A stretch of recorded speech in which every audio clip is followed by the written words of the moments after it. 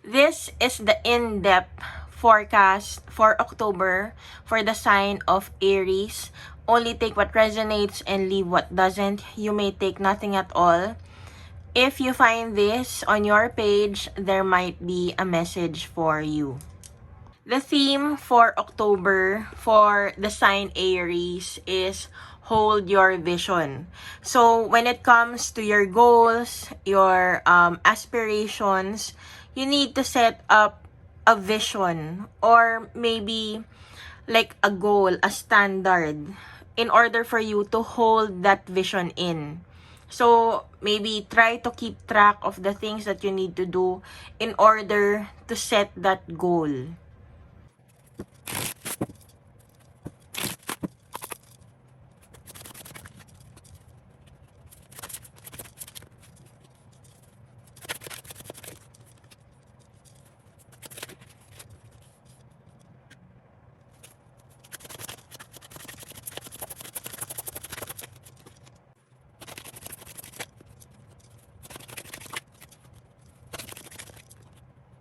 Okay, with the first set of cards here, the Hermit in reverse came out as the base card. So, it feels as if you're very lost or there would be some type of disconnect this October for the fire sign Aries.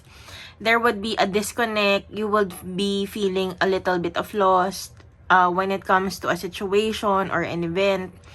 It's because you've been trying to manifest something or you've been praying for something. And this might not be coming in.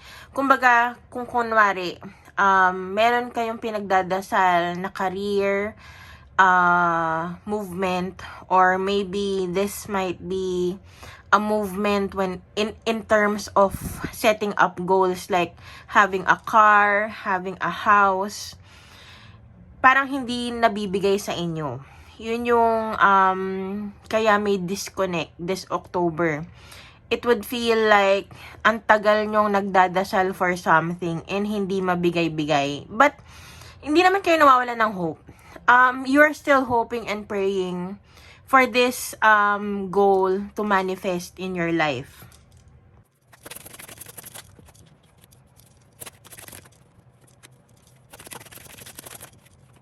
With the Magician in the reverse, you've been praying for a long time for this to happen. Pero yun nga, parang nawawalan na kayo ng passion or kasi ang tagal nyo nang pinagdasal nitong bagay na to. Nawawalan na kayo ng pag-asa regarding this, kung darating pa ba siya or hindi. And the cards here are saying you are willing to do whatever it takes, even if it means cheating your way into the situation. Kumbaga, kahit na may gawin kayong something, kunwari, kahit may matapakan kayo na tao, willing kayo to do whatever it takes. Because I feel this has something to do with your inner child. Kumbaga, parang if you achieve this goal, you will make your inner child proud. It has something to do with a long time goal or yung kumbaga this is an ambition that you wanted for a long time to the point na maybe it was a dream of yours kahit na nung bata pa kayo.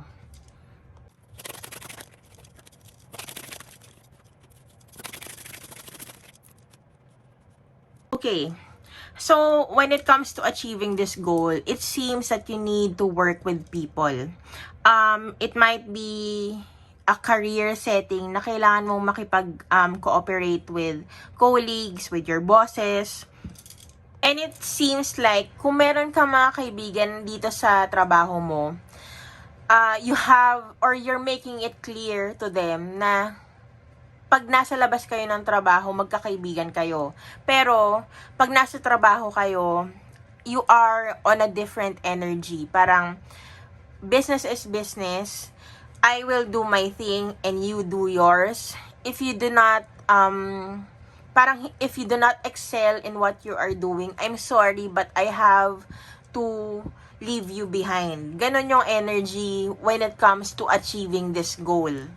It seems like it's quite difficult for you kasi you're the type of person na you love your colleagues, but at the same time, yun nga, you are very driven to get this goal of yours. You have an inner knowing that in the process of getting this goal, meron kang masasaktan na mga tao. Yun yung sinasabi ng cards.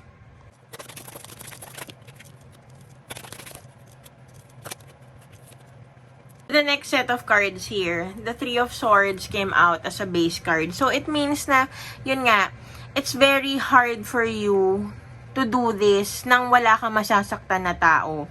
And, yun, parang, this has been a long time goal. Parang, parang, the download that I'm getting is, ako muna please. Yung, I'm sorry but I need to do this for myself. Ganon yung download that I'm getting for the fire sign Aries. And it's saying here, you're actually having a hard time to make a decision when it comes to this. Kasi half-hearted ka.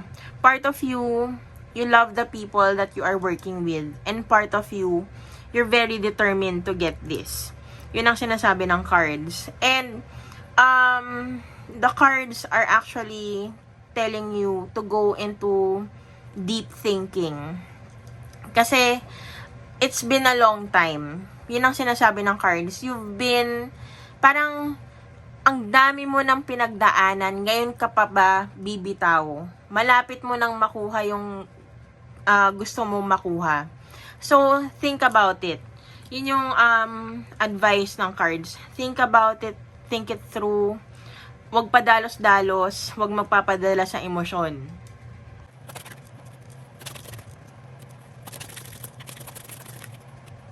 Okay, so the next card that came out is the Queen of Cups. So, meaning, you are very nurturing. You're a very nurturing person. And, the cards are actually saying here, you are also very driven.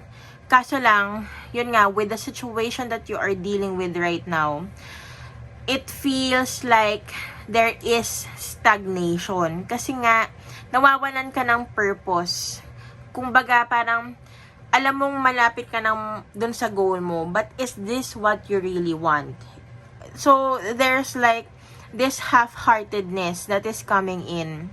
So, the cards are saying, think about the actions that you will do.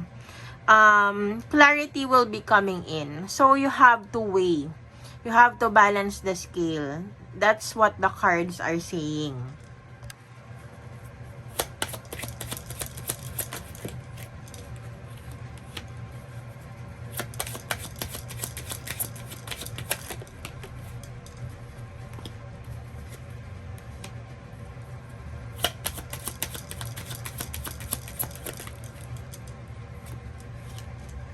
Okay, so the last card in your spread for the month of October, the moon is the guidance. So, meaning, eventually, things will become clear to you. It will unfold, but it will slowly unfold. Hindi siya yung parang in an instant na bigla na lang may light bulb moment. It's not like that. Things will unfold eventually, and you will be coming across with people na makakaaway mo in this situation.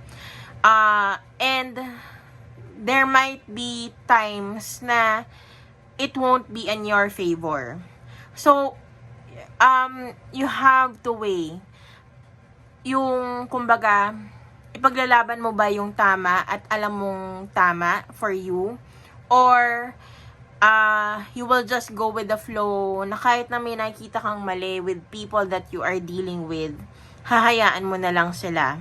So, the guidance for you is have the strength and the courage to walk away from people or situations that are not serving you. Kung may nakikita kang mali, you have to correct yung mga mali na nakikita mo. Hindi pwedeng iiwasan mo na lang kasi ayaw mo ng conflict. Yun yung guidance. And eventually, things will clear out. and the goal that you've been wanting to have, makukuha mo din.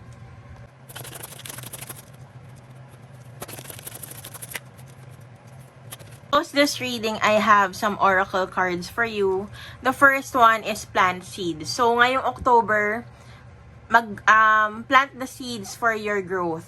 Kumbaga, gawin mo na yung mga kailangan mong gawin to build that stable foundation for you to achieve that goal. And the next one is affirmation for growth. So, every day, ask for guidance, ask from help, from the above, to help you when it comes to getting this goal that you've been wanting for so long.